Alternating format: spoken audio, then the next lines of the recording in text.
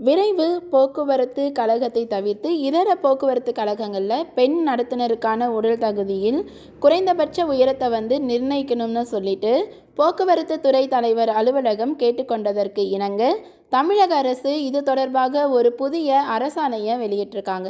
அதில் என்ன குறிப்பிட்டிருக்காங்க அப்படிங்கிறது தான் நான் இந்த வீடியோவில் ஷேர் பண்ணியிருக்கேன்.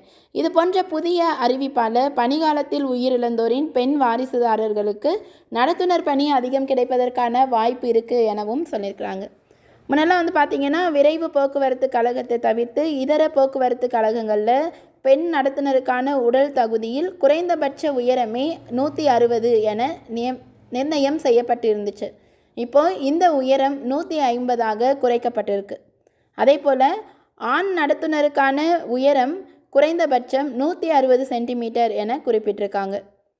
இரு பாலினத்தவருக்கும் குறைந்தபட்ச எடை 45 கிலோ இருக்க வேண்டும் என பொது சேவை விதிகளில் வரையறுத்து தமிழக அரசு புதிய அரசாணையை வெளியிட்டிருக்காங்க. இதனால் பெண் நடத்துனர் அதிக எண்ணிக்கையில் தேர்வாவதை உறுதி செய்ய வகையில் இந்த புதிய அரசாணையை தமிழக அரசு வெளியிட்டிருக்காங்க.